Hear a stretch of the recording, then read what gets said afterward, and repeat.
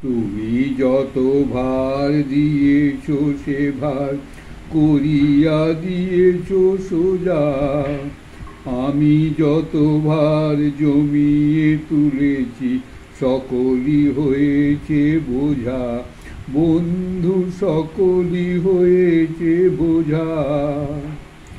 এ বোঝায় আমার নামাও বন্ধু নামাও, এ বোঝায় আমার নামাও বন্ধু নামাও। ভারের বেগেতে চলেছি কোথায়, এ যাত্রা তুমি থামাও বন্ধু, এ যাত্রা তুমি থামাও। তুমি যত ভার দিয়েছ সে ভার করিয়া দিয়েছ সোজা, আমি যত ভার জমিয়ে তুলেছি সকলই হয়েছে বোঝা, বন্ধু সকলই হয়েছে বোঝা। আপনি যে দুঃখ ডেকে আনি সে যে জাগায় বজ্রানলে, অঙ্গার করে রেখে যায় সেথা কোনো ফল নাহি ফলে, বন্ধু কোনো ফল নাহি ফলে। তুমি যাহা দাও সে যে দুঃখের দান, শ্রাবণ ধারায় বেদনা রসে সার্থক করে প্রাণ, বন্ধু সার্থক করে প্রাণ।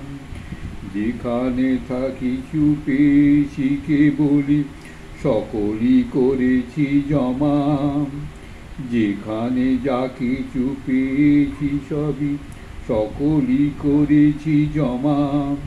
যে দেখে সে আজ মাগে সে হিসাব, কেহ নাহি করে ক্ষমা, বন্ধু কেহ নারী করে ক্ষমা। এ বোঝায় আমার নামাও বন্ধু নামাও, এ বোঝায় আমার নামাও বন্ধু নামাও। ভারের বেগেতে ঠেলিয়া চলেছি এ যাত্রা মোর থামাও, বন্ধু এ যাত্রা মোর থামাও।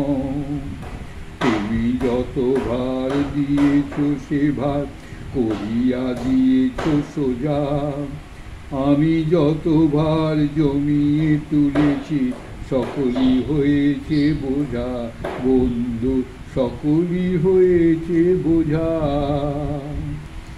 স্বামী সমর্শানন্দ আরও দু একজন বেরমোডের সংস্কৃতির কথা বলছে, বাসুদেব মহারাজের কথা বলছেন। ওনার সন্ন্যাসীর নাম ছিল স্বামী গীতানন্দজি। দেখেছি খুব কাছ থেকে।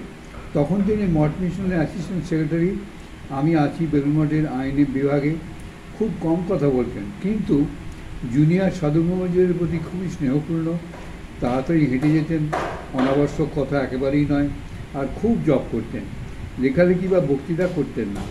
একদিন ঘটনা, অফিস থেকে একটা জরুরি চিঠি পাঠাতে হবে, চিঠিটা টাইপ করতে দেরি হয়ে গেল। অফিসের শেষে মহারাজ চলে গেছেন তাঁর ঘরে, অথচ মহারাজের সই দরকার চিঠিতে। তখন তিনি থাকতেন বেলুড় মঠের লাইব্রেরির আগে প্রথম ঘরটিতে। দোতলায় গিয়েছি, তাঁর ঘর অন্ধকার। জানলার ফাঁক দিয়ে দেখলাম তিনি ধ্যান করছেন। বাইরে বারান্দায় অপেক্ষা করতে লাগলাম। বেশ কিছুক্ষণ পর তিনি বেরিয়ে এলেন ঘর থেকে। জিজ্ঞাসা করলেন, তুমি কি আমার জন্য অপেক্ষা করছো? শুনে বিরক্ত হয়ে বললেন, আমাকে ডাকলে না কেন? ধ্যান করছিলাম ঠিকই, কিন্তু সমাধিস্থ ছিলাম না। দেখো তো আমার জন্য তোমার কতটা সময় নষ্ট হলো। তার একটা বৈশিষ্ট্য লক্ষ্য করেছিলাম, মঠ মিশনের অ্যাসিস্ট্যান্ট সেক্রেটারি তিনি, অথচ কাজের সময় ঘনিষ্ঠ সাধু ব্রহ্মচারীদের তিনি ডেকে পাঠাতেন না, নিজেই তার কাজে যেতেন। কাজের ফাঁকে হাঁটার সময় অনবরত জপ করতেন। কোনো ব্রহ্মচারীর বিরুদ্ধে অভিযোগ উঠেছে, কাউকে কিছু না বলেই চলে গেছে। 10-12 দিন পরে হঠাৎ হাজির। মিশন ছেড়ে চলে গিয়েছিল, আবার ফিরে এসেছে। 2-3 জন কর্তৃপক্ষ তার এই ব্যবহারে অসন্তুষ্ট, কিন্তু বাসুদেব মহারাজ স্বামী গীতানন্দজি সবাইকে বুঝিয়ে সুঝিয়ে ব্রহ্মচারীকে স্থান দিলেন মিশনে। ওই ব্রহ্মচারীর মুখেই শুনেছিলাম ঘটনাটি। কোনো কোনো ব্রহ্মচারী সে বছরই সন্ন্যাস হবে। এই উচ্চতম কর্তৃপক্ষের মিটিং হচ্ছে। এক ব্রহ্মচারী সম্পর্কে একজন সাধু বললেন, সে খুব দুমদাম কথা বলে, সবার সামনে অন্যকে সমালোচনা করে। বাসুদেব মহারাজ তখন বলে উঠলেন, এই সামান্য দোষে তাকে আটকে দেবেন? তাকে ডেকে সন্ন্যাস সরাসরি এটা বলে দিন, কিন্তু শাস্তি দেবেন কেন? বস্তুত তাঁর কথা মেনে ব্রহ্মচারীকে অনুমতি দিয়েছিলেন সবাই সন্ন্যাস নিতে। বাসুদেব মহারাজকে দেখলেই বোঝা যেত সব পরিস্থিতি তিনি নিজের জীবন লক্ষ্য সম্বন্ধে সচেতন। প্রতিটি মুহূর্তেই যেন তিনি লক্ষ্যের দিকে যাত্রা করে চলেছেন। কারোর সঙ্গে গল্প করতে কখনো দেখিনি তাকে। অফিসে চুপচাপ নিজের কাজ, অনাবশ্যক কথা একেবারেই নয়। তবে কেউ সমস্যায় পড়লে তিনি নিজে এগিয়ে যেতেন সান্ত্বনা দিয়ে সাহায্য করতেন। একবার মিশন অফিসের ভেতরে বারান্দায় রাখা টেলিফোনের কথা বলছি কলকাতার এক শাখায়। ব্রহ্মচারী বন্ধুর সঙ্গে। তখন মোবাইল আসেনি, ল্যান্ডলাইনের যুগ। আমি জোরে জোরেই বললাম, না, আমার এখন সময় ভালো নয়, আগামী 2 বছর ভুগতে হবে, গ্রহ নক্ষত্র আমার প্রতিকূল। এসব কথা বাসুদেব মহারাজ শুনতে পেয়েছিলেন অফিস থেকে। ফোন শেষ হলে তিনি আমার কাছে এসে বললেন, গ্রহ নক্ষত্রের চেয়ে ঠাকুরের উপর ভরসা রাখো, কিছু খারাপ হবে না তোমার, আত্মবিশ্বাসী হও তো। জয়রাম মহারাজ হিসেবে পরিচিত হলো, বাড়ির নাম ছিল জয়রামন। আচ্ছা, এখানে বাসুদেব মহারাজের কথা শেষ হলো। আমি এবারে অন্য মহারাজের কথা বলবো।